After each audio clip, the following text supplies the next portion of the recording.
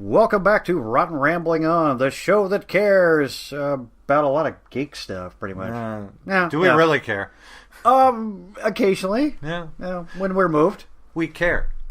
We care a lot. I have spirit. Yes, I do. I have spirit. How about you? There. That's all I can muster. You're right. That joke failed. Let's start over. Yes. Oh, yeah. That's what we're known for doing. This is an adult podcast. There will be adult language. Anyone under the age of 18 should probably not listen. This is not safe for work. I wouldn't play this around your elderly grandmother because we're going to blow her fucking mind. And has been known to cause colon cancer in a small percentage of the population. Wow, 38 seconds before my first fuck. It's a new record. Well done, sir. Thank you. Your willpower is amazing. Today we're actually discussing guilty pleasures. It's kind of a recap from the previous round. Mm-hmm. But we found, again, there are certain films that we find fascinating. Some that are just really good storytelling. Or something that's just so bizarre you went, what? I gotta watch that again. I did not catch a fraction of that. There's no fucking way. They're films that, well, for lack of a better way to describe it, they're so bad that they're good. Like some people describe Sharknado. Really? Yeah. Those are kind of retarded people. A small percentage of the population. Yeah. Bear in mind, however, my folks actually liked Sharknado 1 and 2. I don't know if they've seen more of those. I'm just sitting there going, why? Why do you do that? What, did you need to see this loser echelon of B-movie actors? You're going, oh, look, it's Vivica Fox doing something. You should call them and say, hi, that small percentage of the population is the same one that have colon cancer. Ew, God, I hope not. Yeah, look, my dad had a heart attack. That was enough for him. All right, fair enough. Besides, there's nowhere to go from colon cancer to make another joke. So, you know, the weirdest part, my mom ended up tearing one of her ALCUs. She tore her knee up. Oh my God. It's like, I gotta go get an MRI. It's not gonna be fun. She tried to slam dunk like Bird, right? Yeah, that was it. Yeah, she was trying to be Larry Bird. That'll do it. She was gonna star in a movie with Nick Nolte. Ugh. This is gonna be better than Hulk Hogan. Oh yeah, good point. But yeah, no, we were talking about our guilty pleasure films. These are films, like, again, as aforementioned, blew our minds. Yeah. They were just going, what the hell am I watching? Not to be confused with the crap I saw today. Yes, for those who enjoy Rotten Reels reviews, blogspot.com, I sat through... Yes, it was shameless plug. I sat through what can only be described as the utter fucked upness that is Godfrey Ho. Godfrey Ho is better known as this cut and paste director who grabs random stuff from anything from like a film that's been shelved for X amount of years to decades, to failed TV pilots, to failed TV movies. Yeah. They got filmed, they just never got off the ground. So he buys them up for a small percentage, shoots his own footage, intersperses this with really choppy editing, gives you this half-ass English dubbing exposition to explain how it all links up. Like, yes, it's all coming together now. Not to be confused with the Italian director that samples shark movies. Oh, you mean Bruno Mattei. Exactly. Yes. God. You know, there was an Italian knockoff of Jaws that was not safe either. Oh, he stole from that too. Yeah, it was called The Last Shark. Oh, with, no. I want to say James Franciscus and Vic Morrow. Was that the one with hammerheads? No, amazing enough, this actually did have a great white, and it's close enough that you're going, wait a minute. I smell a lawsuit. Spielberg, get on that. Get your people working. They even bought the used prop after they were done making Jaws films. They might as well. I got him for a steal. Yes. That was my worst Italian accent ever. It was. Yeah. Our shameless plug is by Buc-ee's, bringing you convenience everywhere. In maximum size. Yeah. No, this is a 44, man. It's pretty substantial. Oh, that's not even the largest one they have, is it? No, that is 106. 106 fluid ounces. Dear God, in less than 2 hours, you are going to have to pee a lot. But now that we've wasted all this time rambling on. So what did you bring to the table for today? Well, I have 3. It's a little bizarre. Yeah. So it's not a usual mix. Well, it wouldn't be good if it wasn't. I almost chose Beastmaster, but I couldn't find the damn... I couldn't find my printout. I already wrote up on this. I did the frickin' blog. They were sort of going, I'm not going on a blog, cutting and pasting and putting this in. What am I, Godfrey Ho? Yeah, well, we will not get back to that. Look how we circled back there. That was good. Dude, we will not get back to that. That's all this podcast will be. I was like, another fucking thing! That's all that would be about. No, so oddly enough, but on the subject of Italian directors, I have two. One of which you have probably heard. Critically acclaimed horror director. No, not Dario Argento. Ha-ha, gotcha. No, that would be the other, Lucio Fulci.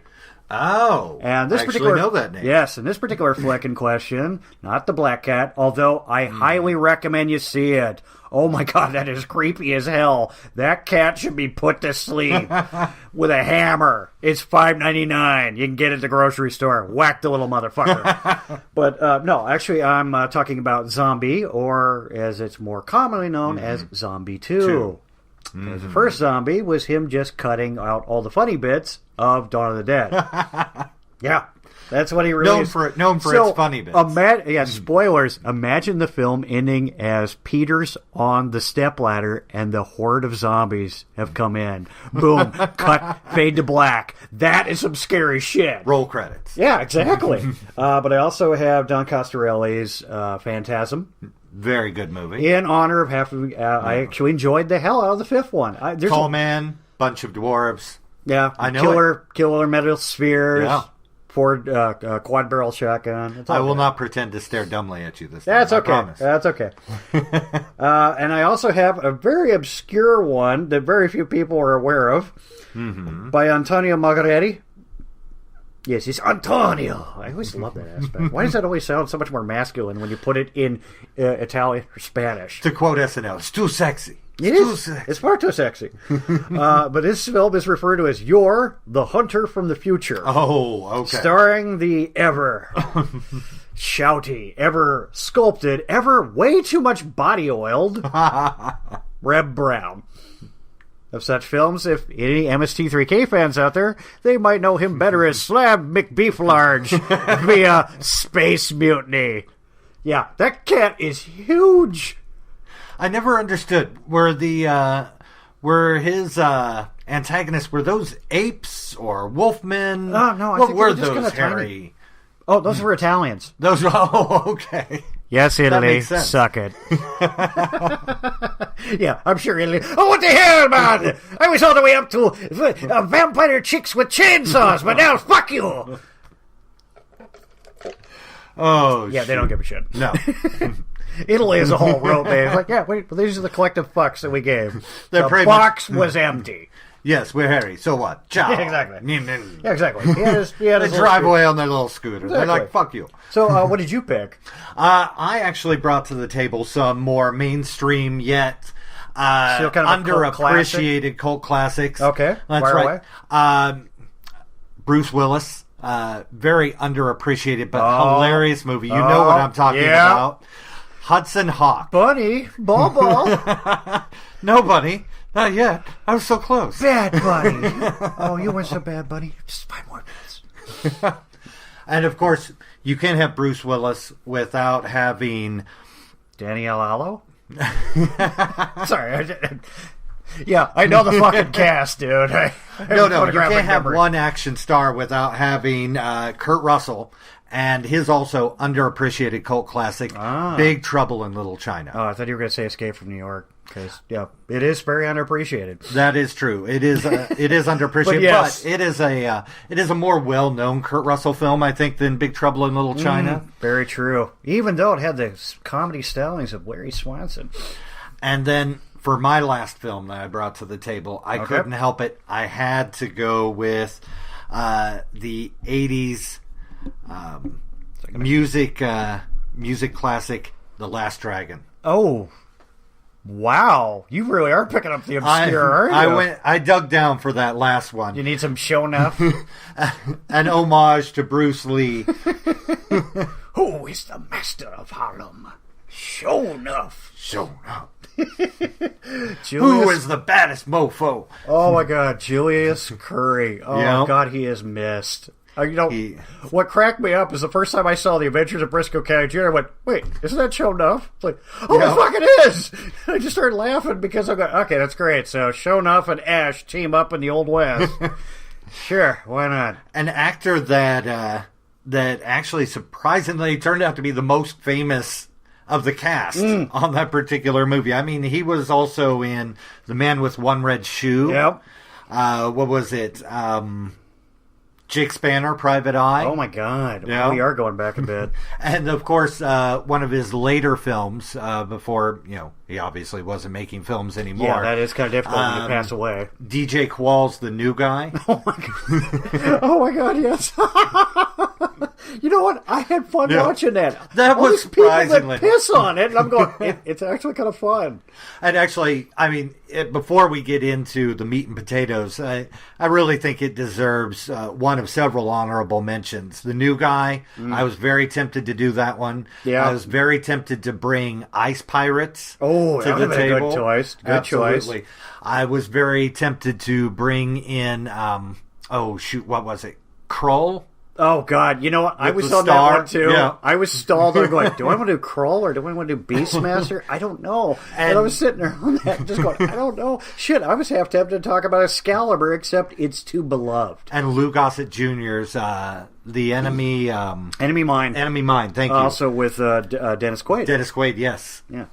So, brother of Crazy Randy Quaid. Jesus, God, that woman. Which is a terrible film, but...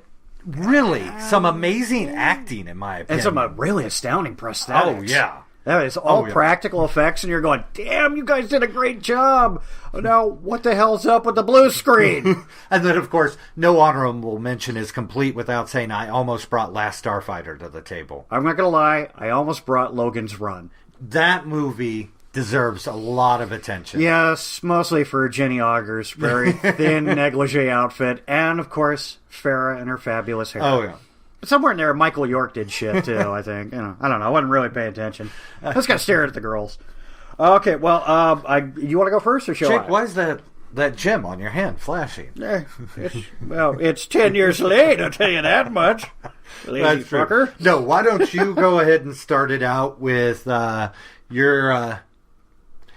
dealer's choice there. Zombie 2, Phantasm. You know what? Let's talk Zombie 2. Let's talk Zombie 2. Okay, now I've covered a few of these in the zombies. I went up the zombie recording we had not too long ago. Yeah, I was going to say. Second to Dawn of the Dead. This is one of my favorites. Mm-hmm. So, and by the way, this film opens with absolutely no warning, no explanation off the bat, and no apologies. Well, so out of nowhere, this guy is in a death shroud, quite clearly. Starts leaning up. Next thing you see, what a man who appears to be in a doctor's uniform draw what looks like to be a Webley and blow his fucking head off. All you see is the bullet enter and an exit wound outward.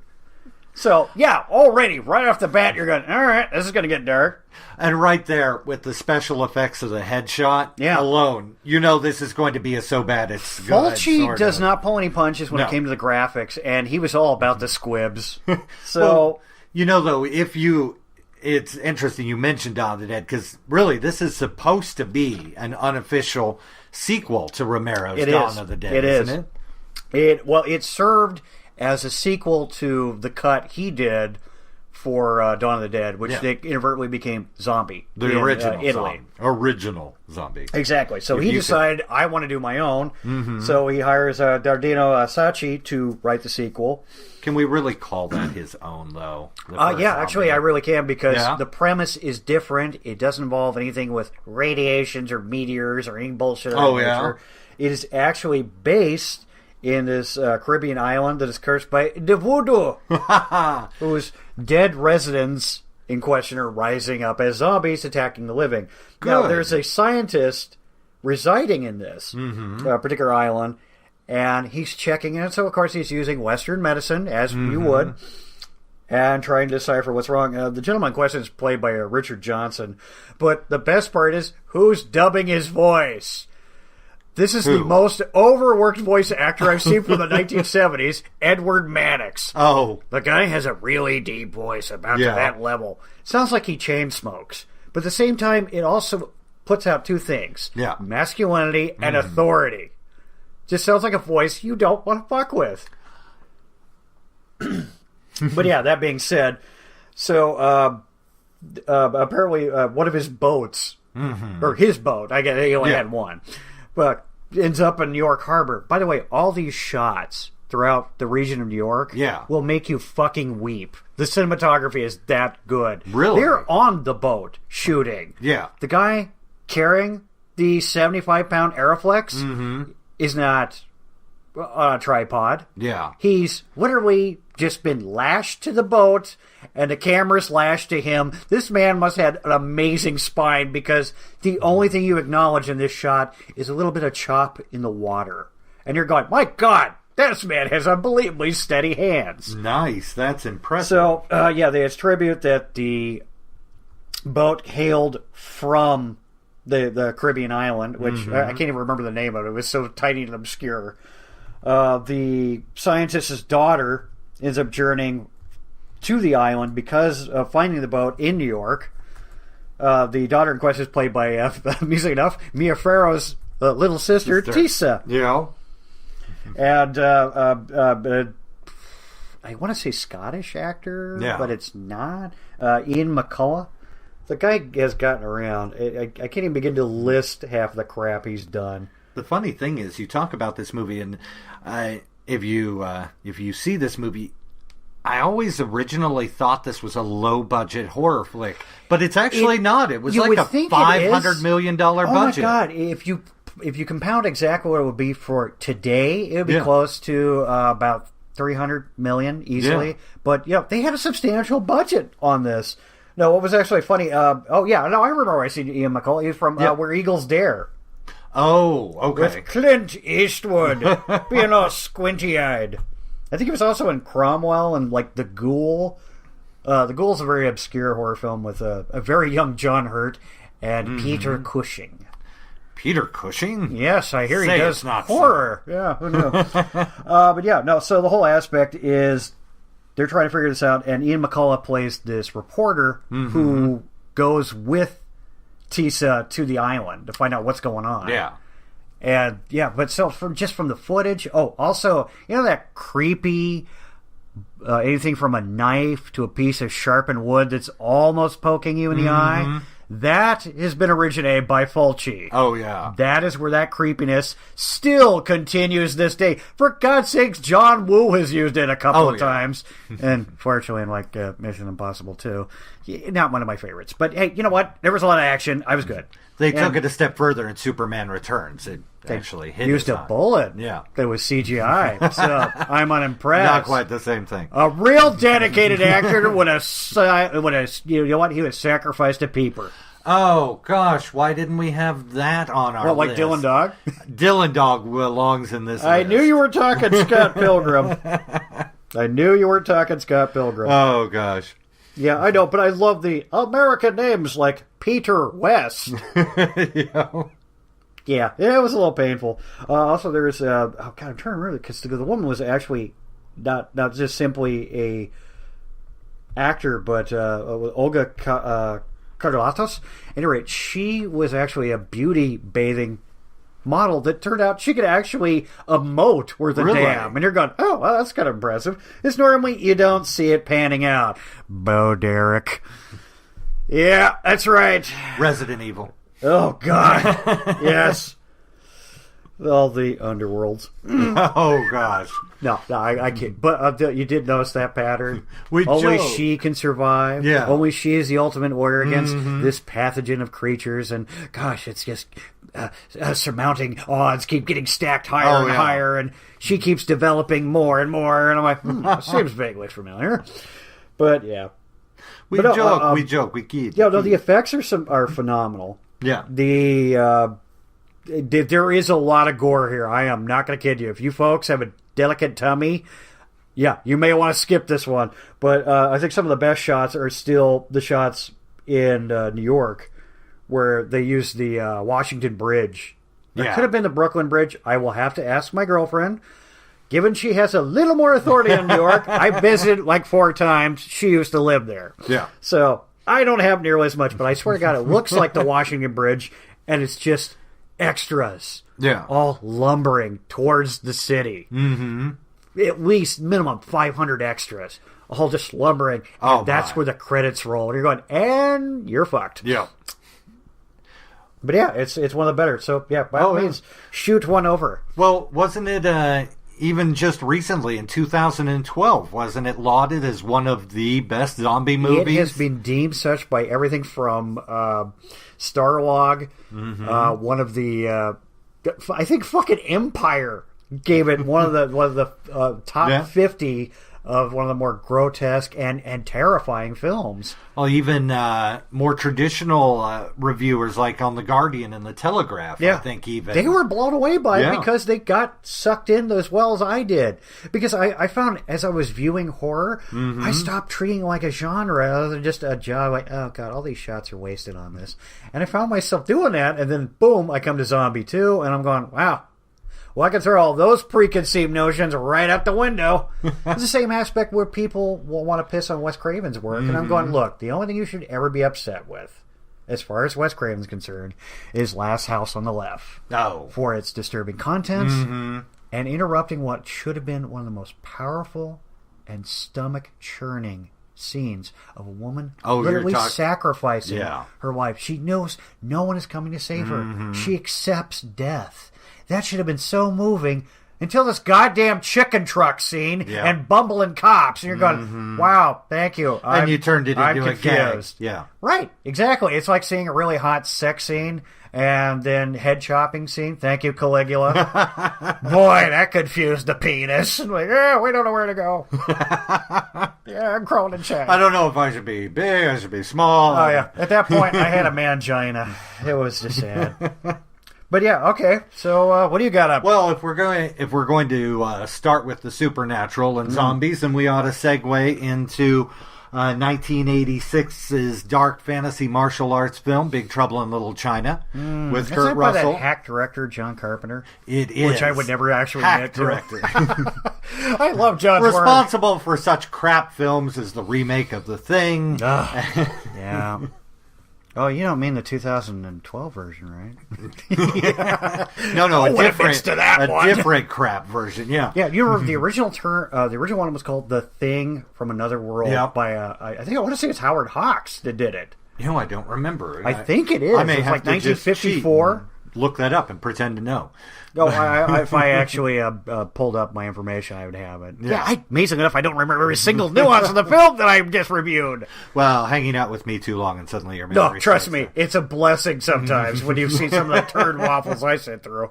The whole point of me doing Godfrey Ho Week is to get back at all the fuckers who are like, you gotta see the remake of Friday the 13th. It's so brilliant. It's this. It's that. Yeah, well, one girl clearly bought her tits and then oiled them up. And I'm going, yep, I can see where most of the viewing went. Right here. Well, this movie, besides, of course, Kurt Russell, star power, who technically, he's not even the main character in this. That's the best part of it. He's not. Technically, he's not. And also, Jack Burt. Aside from that, this is back when Kim Cattrall, who co-starred as the love interest in that film, was still considered hot and in the sci-fi world, and she hadn't gone on to such terrible things as Sex and the City. She was still making things like Split Second. Oh, yes. Notable. Hey, I'm sorry, Split Second is a fun I could have gone with Mannequin, man. Police Academy. Something. Porky's. Okay, fair enough, Porky's.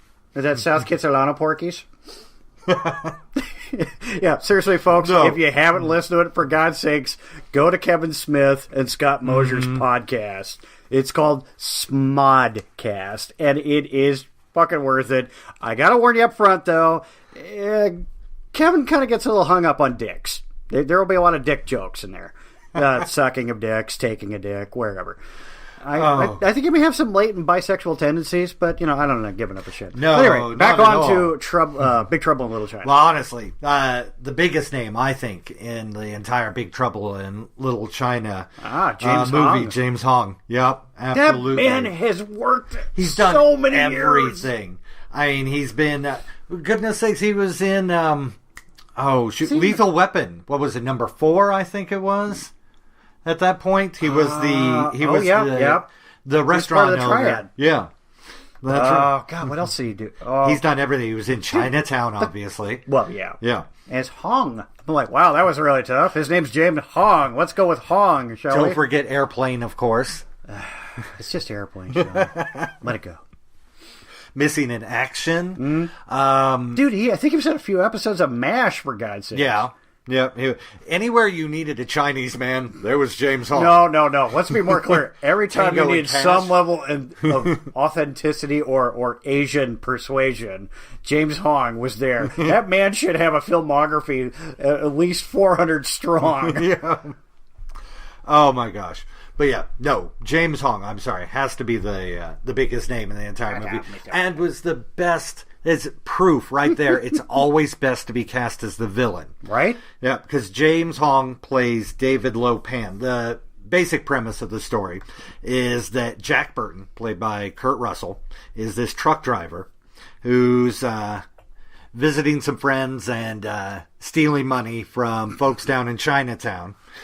You say stealing, I say playing decent poker. Wins a bet with his restaurant owner friend, played by Dennis Dunn, named Wang Chai, who, when they go to pick up his truck, it gets caught in the middle of a gang war and stolen. They track it to a warehouse that's owned by the infamous Lo Pan. Lo Pan, yes. Shut up, Mr. Button. You're not put here on this earth to get it. Well, things get wacky. You suddenly find that Wang Chi's mail order bride being shipped in from China gets kidnapped by Lo Pan's forces. Sorry, I was having a moment there. Taken to the same warehouse that Jack Burton's truck just happens to be stored in. Convenience? Right? In a John Carpenter movie? The devil you say? Say it's not so. Hey, I was waiting for Austin Stoker to appear, too. I was like, I just happen to have been touring this area of L.A. In fact, Ex Machina shall be the order of the day. In the form of Victor Wong. Well, it turns out that, yes, Victor Wong ends up that Lo Pan is actually the ghost of this ancient Chinese general, cursed to have no body until he can marry a woman without a curse. Until he can marry a Chinese woman with green eyes. But of course, that's kind of rare. To regain his flesh, as they describe it in the movie, he has to also kill a woman with green eyes. And so it just turns out... kill one, pork the other. Yep, okay. Exactly. I gotcha. It just turns out that local activist Gracie Law, played by Kim Cattrall, happens to be a beautiful woman with green eyes, just like Wang Chi's mail order bride happens to be a beautiful woman with green eyes. Yep. Lo and behold, no they offense, both Kim, end but up... you're going to get sacrificed. This is for a mannequin. Lo and behold, they both are kidnapped by Lo Pan. And Dennis Dunn and Kurt Russell both have to go into this Chinese underworld. Yeah, and quite populated underworld. Yeah, populated with Chinese mythic figures like the personification of the three storms: thunder, rain, and lightning. That weird underground creature that. The thing with the eyes. Yeah, it looks like a giant pilot fish. It's like, you come back no more. It's like, what? What will come back no more? Huh? So they're going, yeah, I can see how that would creep your shit. I think I'd want more than a Tech 9 and a knife. I'm like, I need a saw. Exactly right. Anyone got a squad assault weapon? Preferably like 6 boxes. Of course, I think what makes this movie stand the test of time as just a fun, bad film is some of the great one-liners. Through that entire Quite movie. A bit of them. The practical effects are wonderful. They were surprising. I mean, obvious green screening. Yeah, we go further back. This would still be blue screen. Oh, yeah, that's very true. So, yeah, you've got plenty of that. You've got a lot of scale. You've got a lot of scale model effect. You've got, what's the best way to describe it? What was that description for shooting to make it appear as though it's like a fisheye lens? Oh. It's like the most common thing that Carpenter loves. Yeah. It always makes a small room look bigger. You got actors on the screen. It kind of makes it look like you're walking with them to a degree. Absolutely. Makes hallways look longer. Yeah. And then, of course, I can't remember the name of the lens. Even some of the old-fashioned projector overlay. Yeah, that was it. Yeah. That was what I was reading. Some gorgeous matte paintings. Yeah, absolutely. So... wacky hijinks mayhem and magical battles ensue. Jack Burton, of course, with the help of, his 6-demon bag. Oh, sensational. 6-demon bag. What's in that? Oh, gosh. And then... No, I've never seen this movie. I don't know what you're talking about. And, I'm trying to remember what else was there. Oh, the great practical effect transformation of Lopan into the ghost version of himself. I went to a little basket case eyes, myself. Remember the light shining out of the eyes and the cracks in the skin? What's so funny about that is that it was probably one of their cheapest effects. All they did was a face mold and put it on a little body you couldn't even see past the clothing. So they lit it up like a Christmas tree, and you're going, that is freaking hilarious that you got that level of editing. That is great. Though I would have to say the line that stuck with me years after years as the quintessential line from that movie was, "Shut up, Mr. Button. You were not put on this earth to get it." It's on reflexes. Yeah. But I absolutely loved it. Oh, and then also the amazingly awful practical effect of the exploding thunder ninja. You're right. Ooh. Yes, it looks like they gave him just one more wafer thin mint. Just one. It's just a thin mint wafer. No, it was hilarious. We were just sitting there going, what? Did he just not want to live anymore? Okay, fine. Hey, that's a win, right? We won by default. If my secret gay lover Lopan's dead, I can't continue on anymore. If I can't help you, I don't want nobody else. I know. Oh, it's just so wrong. But that's actually came in less budget than your Zombie 2 movie. It's like $20 million. Okay, I was gonna say it's not obscene. Sadly, grossed $11 million at the box office, but did much better with the VHS crowd. Yeah, it did. That's the other end of the spectrum is if you look at it from this modern era, look at all the different revenue and sources we have to get film. We've got anything from streaming TV, internet, we have Netflix, we have Hulu, we have all these elements. That's why it kind of pisses me off. Fucking Redbox. That's why it pisses me off. We can't find anything to watch. I'm like, keep looking. Right. Look harder. Well, it may have Netflix and chill, baby. It may have done bad when it came out. But it spawned a video game back in 1986. Oh, God, no, not that horrible side-scroller. It was that horrible. I don't even remember what system that was for. Commodore 64. Oh, God.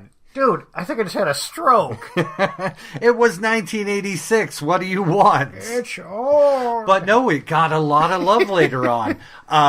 Boom Games picked up Boom Studios, I should say, picked up the rights to it. They produced a comic book series based on it. I can see that. And just here in this year, 2016, they released a collectible trading card game. Oh, get the fuck out. No, I'm not shitting you. Oh, I gotta look at this. And a board game that comes out next year in 2017. It would be fun to get that cast. Yeah. Sadly, we cannot get Victor, obviously, because of him passing away.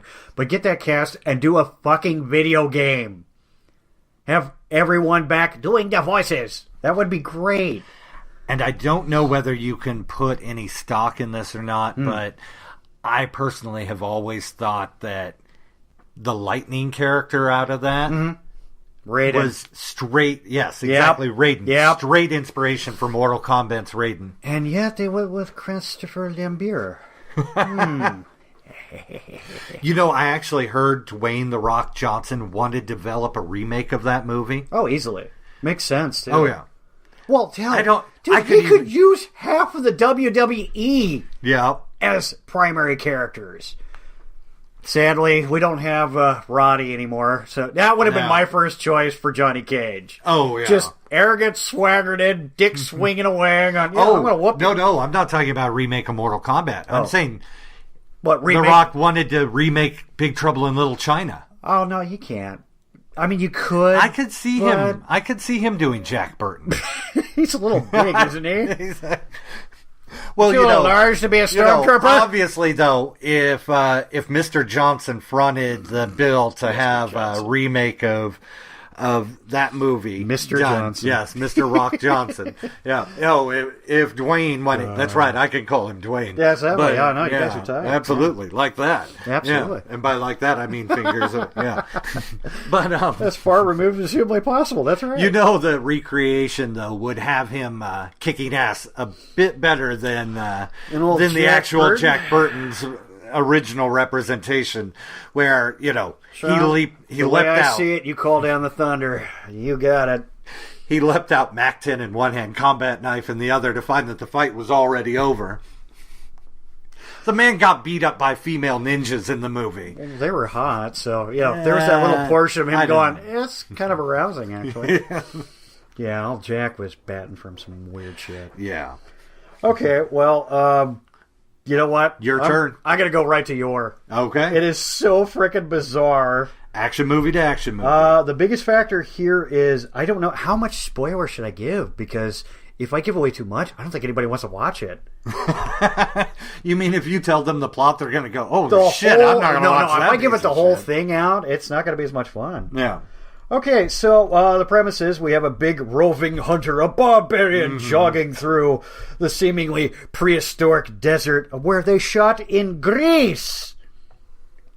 Well, and after that, they also shot past the stone towers of, and I'm going to butcher this. Sorry, Turkey. I'm going to have butchering this. Cappadocia, Turkey. Mm-hmm. It is one of the most one of their most critically acclaimed landmarks of these just literal natural formations of stone, and they call them the Stone Towers. Yeah. So our big boy is running with his horrible blonde wig to his own rockin'. Yes, we're full on hairband rockin'. Theme track. He has his own fucking theme track telling you all about and all you hear is this little bit of you hear this slight bit of Casio keyboard going in, followed by a massive drum beat, and then opens with a bass guitar, and you're going, okay, I don't know what to expect of this. You hear this chanting of and it's just kind of bizarre. Didn't you tell me they actually reused his wig on Dolph Lundgren in the Masters of the Universe movie? I swear that either that or they killed the same similar muskrat. It was horrible. But no, so what's so funny is this cave woman portrayed by a Bond girl. That's Corinne right. Clairol is playing Carla. Which Bond movie did she? Don't hold back. It was Moonraker. The pain. The wounds. The wounds. All right, getting past that. Laser fire. Go. So they're being attacked by, oddly enough, stega. It's like that hybrid of a Stegosaurus and a Triceratops. Got a Stegotrops, I think. Yeah. So her and her, I guess, protector or old-timey mentor, played by Lucio Paggi, who I just saw not long ago in the... God. And yet another horrible Italian post-apocalyptic 2019, After the Fall of New York, and Exterminators of the Year 3000. Well, and don't forget to mention to folks that if they're going out looking for him titled in this film, this was back when he was still trying to pretend to be American. So yeah, that's true. He's listed in the credits as Alan Collins. Yeah. His name is Lucio Paggi. And you will need a lot of hemp before this is through. Yeah, that, by the way, would be a great running gag. Just do that gag over and over. No, what's so funny is he is voiced once again by Edward Mannix. Yep. In fact, I think Reb is the only one that's actually being allowed to use his own voice. So no sooner does he slaughter this thing with a stone axe. Yeah. Just wails the monkey shit out, including painting himself up with the blood of said kill. And I'm going, ooh, we went really traditional. Very cool. They go to this village, and there's immediately a feast and, hint of he's getting laid. Only to have a rival caveman the Smurfs tribe attack. Yeah. Oh, God, they're that fucking blue. So, yeah, they end up capturing them, slaughtering a few. He ends up shooting this giant bat with a bow and arrow. I don't know how it immediately went in rigor mortis, but he fucking hand glides into the cave with the giant bat. Yeah. Yeah, picture that. Dead bat being used as a hang glider. We're moving full into cave dweller territory. Well, don't you know, Yor is that good of a hunter. He knows exactly where to shoot the arrow. So what, that rigor mortis will immediately kick in? It struck a nerve cluster that caused the muscles to go rigid immediately. Absolutely. Yeah. In fact, the bat's not even dead. It's just paralyzed. It's like acupuncture. It's like Ator being able to create galvanized aluminum, kill about 3 or 4 deer, tan, stretch the hide, and somehow create a hang glider in under about 20 minutes. Yeah, totally believable. What's so funny is he doesn't end up saving the villagers. He inadvertently creates this, ends up destroying the dam that they were all very happy to keep from happening in their cave, and it just floods the whole region. So the only people that get saved are Akala and Dag. They're like, that was good. I gotcha. So it's the Conan the Barbarian school of saving. Exactly. 1 or 2 people's good enough. All right. Well, if you give us a few seconds, I got to take a momentary break, and we'll be right back. We'll be right back. Or will we? And we're back. We're back? Yeah, we had to stop for dinner. Oh. Screw you. We're hungry. All right. Getting back to the hunter from the future. Mine? No, mine. Your? Yes. Okay. Indeed. Oh, that was a crap joke. So bad. As I mentioned, said flood occurred, and everyone in the cave, including most of the kidnapped villagers, were drowned, along with the Blue Cavemen. The Smurfs were good. Yeah, the Blue Cavemen. Oh, the Blue Caveman group. Huh? Come on, just a little bit. No? No. Okay, well, fuck you. Did they steal? They stole them from the time machine, right? The same Blue Cavemen. Yeah, I think so. Yeah. Okay. Yeah, there was an obelisk. Somebody threw a bone in the air. It turned into a spaceship. It was pretty compelling. No, wait, that was 2001, and I enjoyed that a bit. It was pretty long, though. That was an underrated film. So, well, what's so funny is no sooner has Pag and Kayla lost their own tribe, Yor drags them off to this other tribe after saving kids from yet another dinosaur. I'm going, don't applaud, kids. There's a good chance of your entire village dying. Yeah. I'm not too impressed with our hero yet. Now, it's just where it gets a little fucking screwy. This tribe gets wiped out as well, but... Didn't see that coming. I know, right? But here's the weird part. Flying saucers. Shooting energy beams, killing them.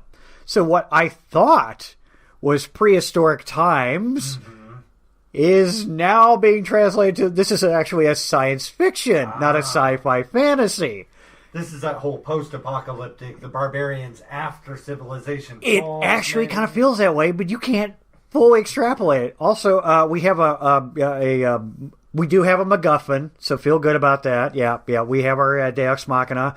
Yor is wearing this gaudy medallion that apparently hails from ancient script. But Mentor, Dag, has acknowledged it, and through the voice of Edward Mannix, points out, it must mean something. And I'm like, yeah, thank you. That was very helpful. Something. So, no sooner has this happened, we now have our barbarian using energy weapons. Screaming his pet, go, go, go, go, go, for the next couple of minutes. And, but all intents and purposes, as this film collates, we also have mummies that look like sand people. Don't forget the atomic weapons. Oh, God. No, now we're moving to Fallout territory. It's getting silly. We won't have that. But the best part is our main villain in question, known only as Overlord, which I'm hearkening now to anything from Black Star. The fact that the actor in question, John Steiner, looks like Jonathan Pryce. Right down to the shitty beard. Yeah. It was hilarious. I'm going, wait, what? Is it? No, it can't be. It wasn't. I was like, I hope not. But yes, and once again we have this. There's like rebels against the Overlord, and it's led by this buxom little blonde. I'm like, yeah, I'm gonna believe she's a scientist. What's your field? Go ahead, elaborate. I'm all ears. Teach me something. Excuse me while I'm staring heavily at your chest, which doesn't seem to be supported by a bra, and you're a perky little thing. Yeah, so, all intents and purposes, like I said, it's silly, but it's kind of that same level that Kroll and Hawk the Slayer was. Yeah. It has that kind of impact where you're going, it dares you to look away, and you really cannot. Because you're going, look, I just saw a whole bunch of crazy shit just a few minutes ago, but maybe I should hang on. There might be something more. It's like a carnival ride. It's probably not a good idea, but you're going to get on anyway. It's better described as a 16-car pileup. Oh, nice. You may not want to see it, but you kind of want to smell the burning flesh and hear a few screams. I want to hear that pitch. The cops really hate it when you describe it like that, too. Yeah. I wanted to be in there at that script pitch. It's like, all right, so we got a barbarian. He's going to save some villagers, but then those villagers are going to be wiped out by a flood. But not before they encounter villages that look like Smurfs. Yeah. And then it's going to be attacked by a dinosaur. Then there's going to be another village. Stay with me. I'm going to change it up here. That gets attacked by a flying saucer. See, you got to admire the producers for this. They had patented their bullshit rhetoric so well. They went, yeah, okay, sure. It's either that or they just encountered an Arab prince that was bored. It would, yes, how much of my easily expendable money would you like? It was 25 million enough? 250? You must fill my camel. Take all the monies. Take all of it. Yeah, just pay them out of petty cash. These are oil barons that are just fucking bored. And that is completely believable when you think about how well the producing has gone. But on to you. You had a second one that actually sounded really cool. I'm thinking, actually, they laundered money through the production of Your. Well, it is Italian. There is a possibility of the syndicate. Mm-hmm. Yeah. He's the mafia. Italian mob. We do not like Godfather. He was very insulting. I don't understand why it got such poor reviews. I know, the New York right? Times and Variety. Shocking. Yeah. El Mundo di Yor. Yeah, I don't even want to know how many alternative titles Yor has. It's probably that bad. All you gotta do is go on IMDb and you'll find them. Well, honestly, the third movie that I brought to the table, I wanted to talk about. But you only talked about one. That's not true. I talked about The Last Dragon. You haven't said anything about The Last Dragon, dude. We did talk about The Last Dragon. All you've described is been the frickin' Big Trouble in Little China. No, Julius J. Carey. We talked about the other movies that he's did. Oh, then you did a very brief synopsis. Oh, okay, right. I was confused. No, sorry, folks, we're having a minor technical difficulty. Brain pans aren't firing at the same time. No, I was going to talk about that 1979 American horror classic. You mean the one I was going to go on about? Yeah, dick. No, I'm kidding. You're right. We did just brush over My The apologies, Last Dragon. But you do have your third option. Yeah, we never really talked about the plot of The Last Dragon, which is the part that makes There's you a go... plot? That makes you go, why the fuck would you watch this film? But no, Julius J. Carey, most famous name in the entire film, as we talked about. He went Lord Bowler of Briscoe County, Jr. Aside from that... Well, he's also done other work. The movie actually centers around martial arts actor and stuntman Bruce I'm Leroy. I'm going to mispronounce his name. Tamak? Is that Bruce Leroy? Well, that's the character's name. Right. The actor's name. I believe it's Tamak. Is that it? Tamak? I honestly couldn't pronounce it. I think his parents were just having a moment. Giorello, I think, is... And I'm mispronouncing his last name, too, I'm sure. Tamak Giorello gonna fuck your shit up! Born in Los Angeles, California... father was that East Italian. LA? Yeah. But seriously, he's black and Italian. Oh my god, that poor kid. I don't even want to mention God, no wonder we had to pick up martial arts. Think of the ass whippings he got. Oh my god, that's horrible. I mean, aside from things like this, we're talking about he went on to other things like an off-Broadway recreation of Roadhouse. Patrick Swayze's film. You will be my regular Saturday night thing. And a couple episodes of Beverly Hills 90210. I'm sorry. Wow. That one just popped out there. I couldn't help it. Oh, and don't forget an episode of Red Shoe Diaries. Naturally. Yeah. Was that with or without David Duchovny looking menacing and or sullen while he reads his letters? Pseudo porn, yeah. Yeah, by the way, I got informed numerous times. His character was named Jake. I'm like, thank you for that. I still don't give a fuck. And then, of course, this was the film debut of a then famous singer, songwriter, dancer, actress, model, blah, blah, blah. Denise Katrina Matthews, which was by the stage name of Vanity. Oh, yes, one of Prince's proteges. Yep, exactly. Yeah. Right. So what kind of naughty things he did to her? Just any thoughts? No. I know. You're going, wait, he's a good Mormon? But the shit he does on stage, no direct correlation? Nothing, yep. And this movie, of course, was PG. Now, the whole idea of The Last Dragon is it follows this martial artist student named, of all things, Leroy Green, a.k.a. Bruce Leroy, as he's been dubbed on the streets. Sure enough. He's got this dream of becoming a great martial artist, like his, of course, idol, Bruce Lee. Well, it makes sense. They're roughly about the same height and build. So... His that'd make him a tiny black man, though, wouldn't it? Trainer at that time explains he's reached the final level of his martial arts accomplishments. And martial artists who reach the final level are said to be able to concentrate their mystical energy into their hands. Dude, you're saying he's a grand dragon? Yeah, that's what they're saying. Mostly from watching Bruce Lee films. Ah, yeah, I'm going to call bullshit. But continue on. But no, so they concentrate their mystical energy and they developed the glow. Ah, I believe that's called the Iron Fist. Yes. So only a true martial arts master would be able to exhibit the glow. In, air quotes. No less. Sorry. I need to correct myself. Grand Dragon is the reference for Ku Klux Klan. I meant Dragon Master. Mm-hmm. Sorry about that, folks. My horrible bad. I was going to let it go. Yeah, I couldn't. So he has this medal, supposedly this belonging to the original Bruce Lee. That's I'm sure it wasn't one of the Bruce knockoffs. It's going to point him in the direction of his destiny. And he embarks on this journey to find Master Sum Dum Goy, which is, his trainer. Yes, I understand. Cream of some young guy trained under him. Yeah. So his trainer tells him this is the master that's going to help unlock the power of the glow. That's when he runs afoul of another martial artist and street criminal, Julius J. Carey III, coming in. Show enough. I shit you not. This is his name.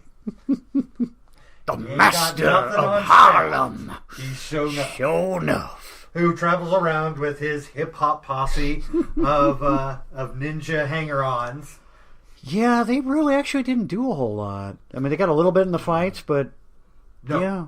No, not a whole lot at all until you got to the end fight. True. With that and boss. With that little boy. I can't remember who that little actor was. Gary Coleman? It was a combination. Webster? Their final fight was a combination of breakdancing and martial arts, of course. So it became Breakin' 2? Yeah. But yeah, so he's confronted on the street. Sure enough, has heard that he's trying to become a true master, and there's only room for one true master on the streets of Harlem, of course. So it's that guy from Leroy, Harlem. Gotcha. Of course, has to bow down to Show enough. Kneel before Zod. And since he won't fight Show enough and his gang, I'm going to say Show enough many times. Show enough, he did. And it's never going to get silly. No, of course not. They go and destroy Leroy Green's family's pizza restaurant. Of course, they've got a pizza restaurant. Well, he is half Italian. Well, what's martial arts without pizza? Sure enough, dude. I love being a turtle! Cowabunga. Okay. Yeah, sorry I had to get that on my system. Now, enter video arcade mogul Eddie Arcadian. Oh, God. And Vanity, playing... Jiggly Girl number one? Well, in this movie, she is originally cast as a famous singer. Yeah, I never can see that going through well. Yeah, they went outside her box. Yeah, that must have been a little difficult. She's a singer and video host of this program called Seventh Heaven. And so this video arcade mogul, he sends his men to kidnap her so that his girlfriend, this talentless nobody named Angela Viraco, who's... Strumpet. Yeah, exactly. Can get her music video produced and put on. Gotta get my music on this music video show. So that's pretty much his whole plan. He's going to kidnap the host of a video music program and force her to put his girlfriend's music video on the show, because that's going to make his girlfriend famous. Well, if it's Kurt Loder, why don't you just offer him some cocaine and you're in? Well, this was before you had the easily accessible MTV. Backstage pass cocaine. Yeah, exactly. I know. I get you. That is really goofy, though. Of course, the kidnap is thwarted by Leroy, who just happens to be in the area at the time. Boom, boom, boom. And of course, clues left behind by the hapless thugs point in the direction of Eddie Arcadian Productions. So, of course, Laura's refusing to promote his girlfriend's video because it's awful. Arcadian's going to coerce her by force. Shocker, because that's going to work. Sure enough. And, of course, Leroy turns up out of the blue once again to rescue her one more time. God. There is a lame attempt at creating a romantic chemistry between the two, of course. Tell me, how many of the movies they actually rip off? I'm expecting at least a little bit of Fist of Fury. Do we get some Enter the Dragon, too, with the mirrors? Oh. No. We get some of the. There's this feel like Big Boss. The secret was always inside of you the whole time, sort of thing. When he finally tracks down this Master Sum Dum Goy, is apparently within a fortune cookie factory, and it turns out the master is actually this computer that churns out fortune cookie sayings. Of course it is. Why not? And of course, this tells Leroy that he's had the answers inside him all along. The end. Wow. I've seen some stupid shit. I've seen rats that apparently operate like zombies in a post-apocalyptic where everything seems to work. Mm-hmm. I've seen horror films that feel like they go on for an eternity, but I gotta admit, I don't think I've seen The Last Dragon. And, of course, you can't end this movie without a Star Wars-esque showdown between Vader and Luke. I mean, between Shonuff and Leroy, where Shonuff exhibits the power really his father. The power of the glow. Christ compels him? Yeah. His body gets surrounded by this cheesy red laser outline. And he proceeds to beat the living crap. Something that looks like in post-production. Oh, yeah. Absolutely. No, Tron did a better job of laser lighting. Yes, because they had a budget. Yeah, this is true. And Disney. Yeah, well, like I said, they had a budget. But yeah, so he beats Shonuff around this warehouse for a while. Starts forcing him to say Shonuff is the master, dunking You mean Shonuff's beating Leroy around? Beating Leroy around. He's dunking his head in the water, and suddenly Leroy has this epiphany, and I'm going to drown! On the fourth or fifth time that, that classic slow-mo, your head's pulled out of the water, and you see the water beads go flying. That nice slow-mo effect. Suddenly the glow's around Leroy. And very Hulk Hogan-esque. Now he's suddenly refreshed. Oh, yeah, dude. And the blows have no effect on him. And he's standing up. He's going to whoop your ass, brother. His entire body's bathed in this sublime golden light of the glow. And he uses his newfound power to defeat Shonuff. Well, I gotta say, that is just bizarre as hell. Yep. And so our movie ends. Well, actually, we still got 2 more movies to talk about, so we could either continue on or start anew. Should things be done as a sequel? Nah, that never works. Which is ironic considering what I'm going to review has at least 4 sequels behind it. I was going to say, people have been waiting anxiously to talk about it. All right. I suppose I will get off my dead ass and establish what New Breed Productions has brought them. Distributed as far back as the release date of March 28, 1979, which would have made us, 3? Yeah. Yeah. Also Don Casarelli? Don Casarelli. A gentleman who brought us things like Beastmaster, Kenny and Company. I'm not going to do his whole fucking... Oh, okay, I'll give him one more. Bubba Hotep. There you go.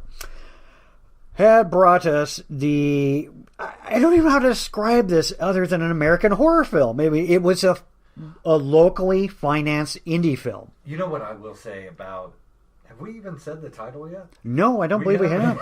I was getting up to it because Go right ahead. Whatever you do, no matter how you look at it reception-wise, you get positive and you get negative, it's still deemed a cult classic, and it still falls on several critical lists of best horror films, followed by 4 sequels.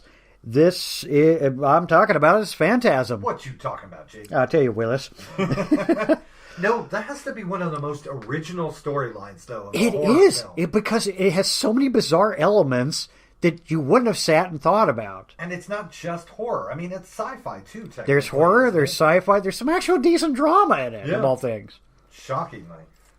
Or to give you a quick understanding of this. Bear with us, folks, because when you hear the description of the plot, you're going to say, what? Exactly. Following the deaths of his parents, 24-year-old musician Jody Person, who is having to raise his own brother, who is all 13 years old, in this tiny little town in Oregon. This town basically gets disturbed by all these mysterious deaths that keep happening to the citizens. His best friend Reggie, family man / ice cream vendor, played by Reggie Bannister. They went out of the way with the name. Yeah, I know. They really busted ass there. Yeah. They end up joining forces in their suspicions of the local mortician, who has only been dubbed the Tall Man, who their belief is actually responsible for these deaths. And they're ranging anything from car accidents, heart attacks, but the aspects of it, like the one guy had the equivalency of what would have been like both valves just blew out at the age of 24. I'm going, how much cocaine could you do in 1979 in one sitting? Well, do you remember how greasy the hamburgers were back then? Oh, that's true. They probably just rubbed it on their gums when they were kids. My baby bottle is filled with absinthe.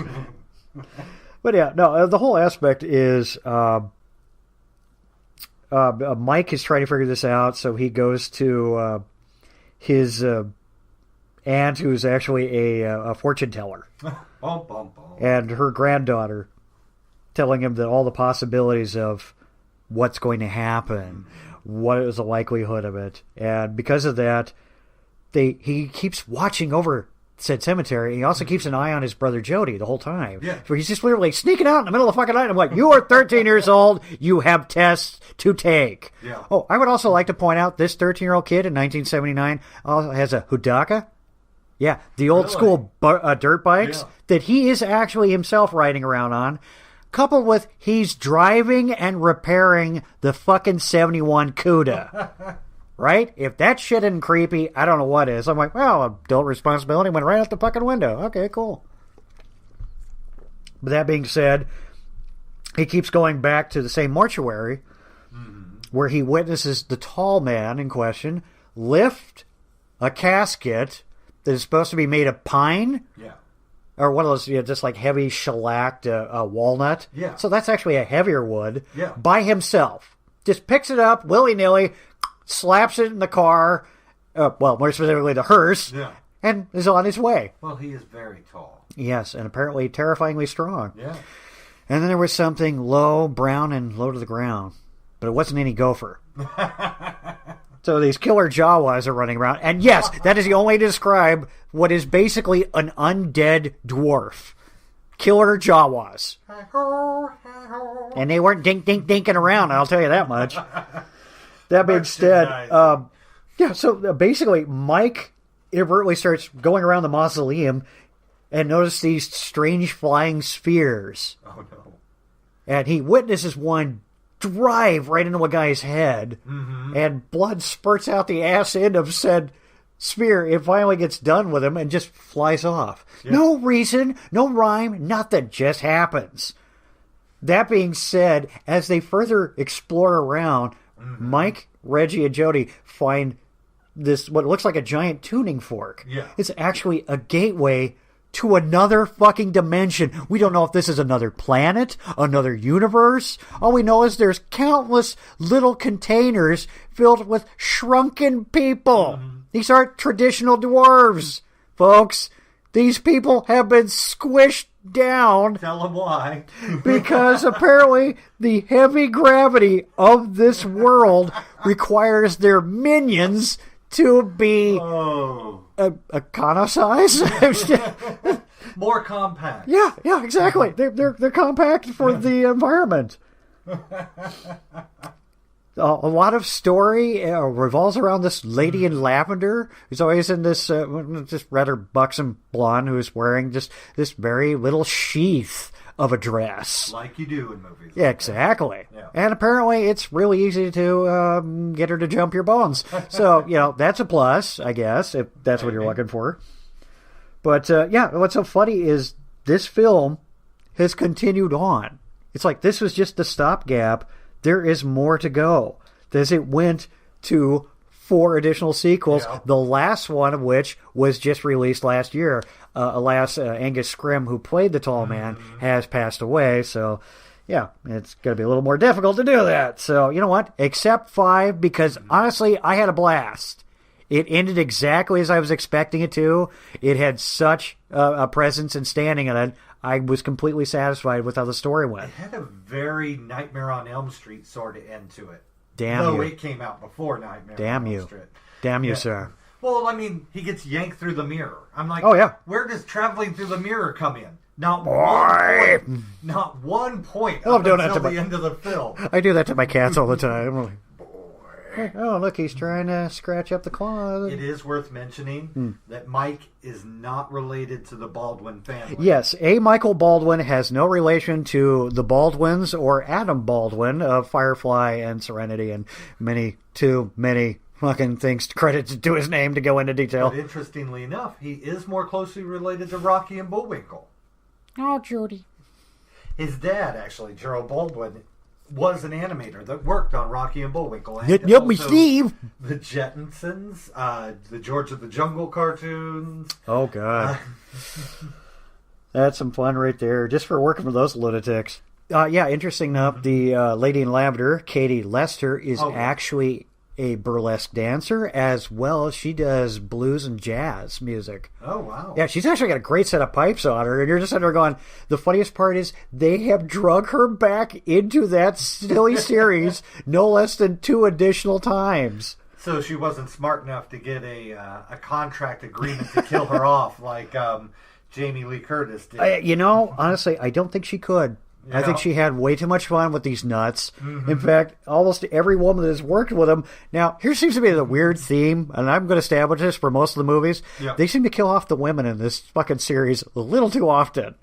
Now, that could be anything from, okay, well, I can't contact this woman to come back for this movie, so I'm just going to have to do this. But, yeah, the girls get gacked rather easily in these. Amusing enough, from the second film, Samantha Phelps is actually a LA DJ, a radio show host now. And, she's done the Penthouse Pet and some softcore stuff and, like Bear Wench Project and stuff like that. I sadly got to see her running around in Cheerleader Massacre, the unofficial, now official, Slumber Party Massacre 4. Brought to us by Jim Wynorski. A man who does sci-fi, horror, and, jiggling teddies. Yeah. I mean, hey, you know what? If it's your strengths, fuck it. Stay with it, man. If it works, it works. Right. Actually, interestingly enough, this movie has always made me, I've never gotten around to it, go back and read Ray Bradbury's original book, Something Wicked This Way Comes. Yeah. A lot of similarities. Well, Castorelli even said in an interview that it was the original inspiration for Can't blame him. His Phantasm story. Oh my God, Bradbury was a devious genius 1 minute, a lovable goof the next. You're going, what will this man produce? And he brought you stuff. I still love his story with W.C. Fields. Oh. He begged his dad for ages, like, come on, we're just down the street. We'll go visit. And, so W.C. Fields was enjoying his lunch, liquidly, again. Stumbers over.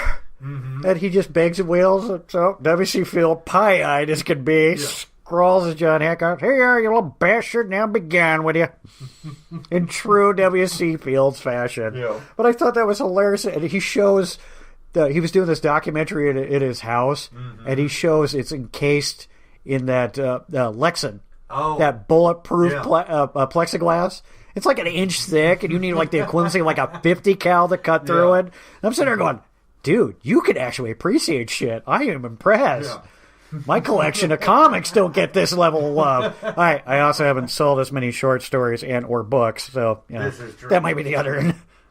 It is worth noting, compared to all the other movies we've talked about, this was made for $300,000 back. It cleared $15 million in the box office, and I'm going, this goofy, bizarre, brilliant, and that was captivating domestic box office. Yeah, I don't even want to know what it did for him because, my God, it would be obscene. Phantasm has had such a hilarious standing. I talked to A. Michael Baldwin, who played Mike. Yeah, that helps. There. You've only seen him a few times, but I ran into him at a horror convention outside of Boston. Just right now, I also met Robert Englund, a.k.a. Freddy Krueger, and unfortunately met Kane Hodder, who scared the crap out of me as I saw these enormous hands go over my eyes. Just these huge gloved hands covering my eyes. I'm like, I'm going to fucking die, aren't I? But, so I'm talking to A. Michael Baldwin. I was just curious, like, why weren't you in the second Phantasm? And he said he was actually studying a musical instrument. Really? And the other end of the spectrum was Don could only bring, because he got a larger budget, he could only bring so many people over, so he went with Angus and Reggie. Yeah. And they went with Michael DeGrosse to play as Mike.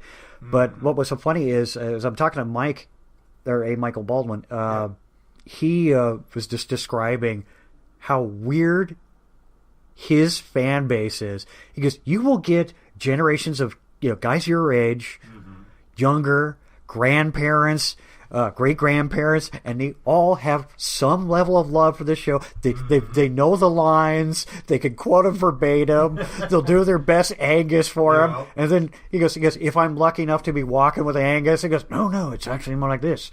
Boy, just would literally, it was just so much fun. And sadly, I did not get to meet Angus. I could have ran into Reggie, but he had a line of like 400 plus. Oh, I bet. And I'm just sitting there going, dude's going to be tired by the time I get there. And if he's not, he's a consummate professional. But I'm probably going to forget what the fuck I was going to ask him in the first place. Can you sign this? What the thing? I forgot what I was here for. Yeah, I didn't want to do that. So, gosh. Yeah, here's hoping I catch Reggie later on. So what is your magnificent opus? Well, we're going to close it up because you're right. I've kept this running a little long here. Okay. With a very unnoticed film. Okay. Tell me. I would say... Caligula. Gotcha. Probably did the worst of all the films that we've talked about. Messalina Caligula 2. Comparing budget I've seen to that box movie, by the way. office. With a budget of $65 million, and then only grossing 17 in the United States when it came out. Wow! Bruce Willis, of all people, created this golden. He was in the Phantom. He was in the Phantom. Yes.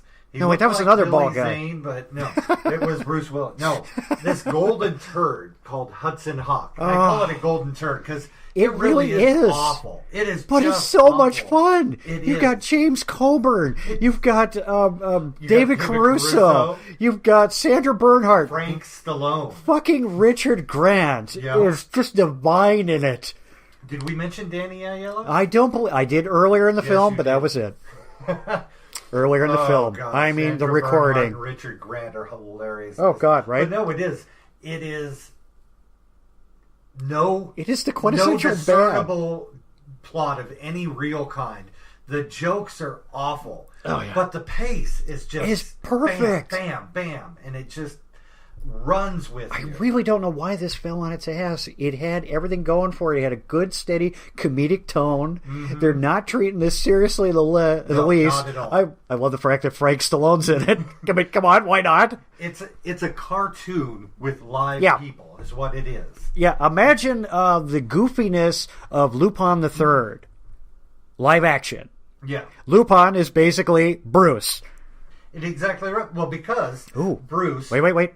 Bruce Campbell for Lupin the Third. It's all about the chin, baby. No, I'm just kidding. I'm kidding. The man's too old to pull that off anymore. I don't know. Still got the charisma, baby. He may have it, but who are they going to get to do the stand-in for the slapstick bits? Yeah, you're right. Johnny Casino's too old for that now. Exactly. Hey, Johnny, if you're listening, first off, thank you. I loved your work. But, yeah, don't be doing any more stunts, man. You're almost 65. And you want to save at least one hip. Dude fucked his hip falling off a horse. Not just off the horse. Mm-hmm. They jumped a ravine. Oh, God. So the saddle slipped, and he fell backwards. Horse is fine. Oh, no. He landed right on his hip. Oh, no. And probably heard the audible crack. Oh, you know it. But anyway, getting back to it. Sorry for my rambling. Apologies.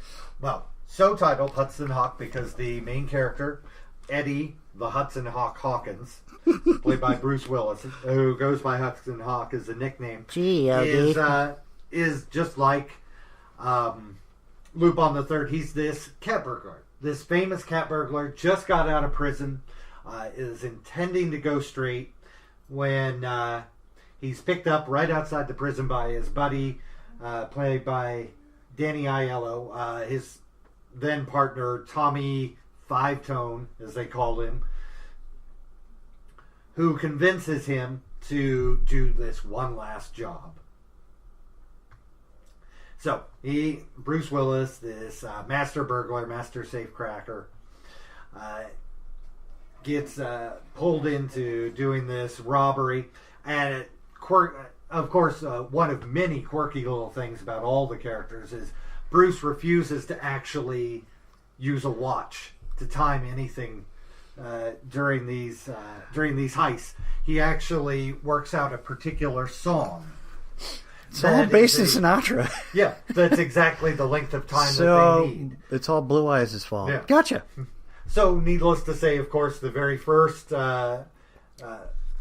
breaking and entering scene that we see with Danny Aiello and Bruce Willis, they're singing the "Swinging on a Star" as they tap dance their way through this museum. Going over laser grids and the like, just having a fucking blast. So, anyway, they find out that they indirectly working for these psychotic American corporate magnates of this company called the Mayflower. Mayflower Industries, run by the Mayflowers. Richard Grant and Sandra Bernhardt. Oh, my God. Darwin and Minerva Mayflower. First off, you gotta love both the names. Not to be overshadowed is their blade slinging butler.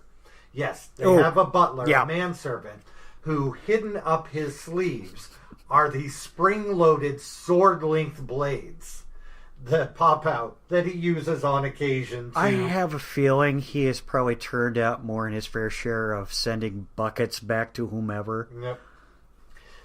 So, kidnapping the Hudson Hawk, they inform him that Leonardo da Vinci had found out the secret for turning lead into gold, the great goal of alchemy. Yes. And that it involved this crystal that he had broken up into separate components and hidden in various artworks he produced, which are now in various museums all across the United States. And they need the Hudson Hawk to go. They need the work of the Hawk. Steal these various artworks and recover the crystals that are hidden inside of them. Does that sound a little MacGuffin-y to you? Yeah, it is. Now let's complicate that. Let's add in Annie MacDowell as a nun. A no-nonsense nun. A no-nonsense nun, that's right. Sister Anna Baragli, who later turns out to be not just a nun, but actually a secret agent for the Vatican, no less. Secret agent nun.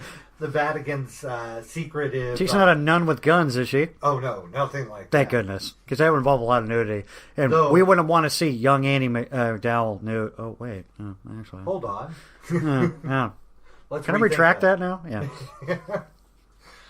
But, as if that's not enough head twist, we also have to have the CIA involved, who is indirectly, actually, it turns out, working for the Mayflower Industries. The head of the CIA group being, of course, James None other than, in like Flint, James Coburn. You know, with his motley crew of secret agents, all sporting their own special secret agent handle, modeled after candy bars. Yeah, beats when they were all named after various venereal diseases. You have any idea what it's like to be called gonorrhea for a year? Oh, excuse me, one thing. Good line right out of the movie. Exactly. These are the sort of jokes you get on this movie, folks. Oh, my God. There was so much fun to be had with this film. And, of course, they can't all be normal people. You have to have the giant hulking idiot that was Snickers, yes. I believe it was. No, Butterfingers. Butterfingers, that's which right. was very apt. And, of course, David Caruso plays, interestingly enough, a mute spy. Or a mime, I guess. Yeah. He never actually says anything, but he always has a handy card to pull out of his vest pocket that has something insightful printed on it, relevant to the particular moment at hand. Yeah, where does he get that wonderful embossing? Yeah. So, yeah, you had Snickers. David Caruso was Kit Kat. I remember that now. True. Let's see. There was Almond Joy and Butterfingers. Almond Joy, dear. You do not name a black woman Almond Joy. So and not expect a serious ass weapon. A scale model of the Da Vinci helicopter and the Da Vinci Codex from another museum. He's a busy boy. Yeah.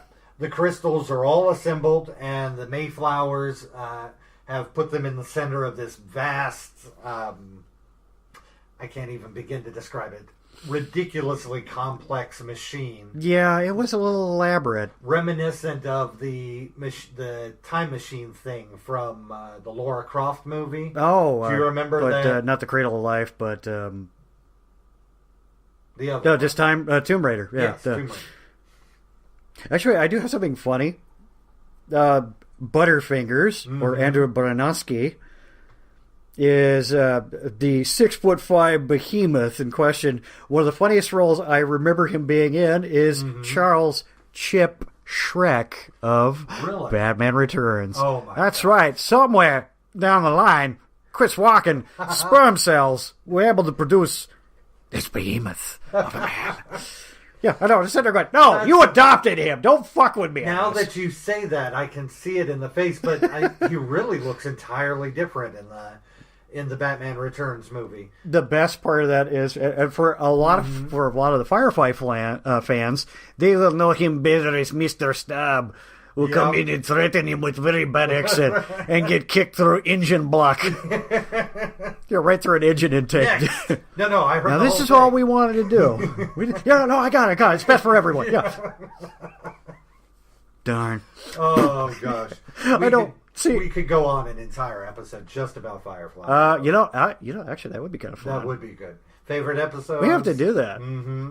We definitely should. Folks, we got to ask you, if there is any topic we should be hitting, hit us up in the comments.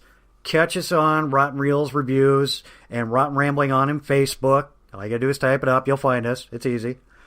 But yeah, message us. Give us compliments. Give us hints. If you got something rude to say, hey, it might as well get out of your system. If you think I might have done something bad to your daughter, I've been here and been good. Offended by zombie vagina. Exactly. If zombukaki is a disturbing term for you that you will never ever get out of your head, then hey, that's your problem. But you were warned. This was Doity Talk.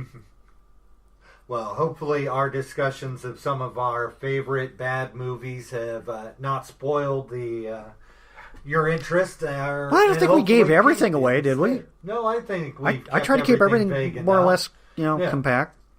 Much like an undead dwarf, compact. I will ruin Hudson Hawk just a little bit, just to let you know. In the end, he does indeed get his cappuccino.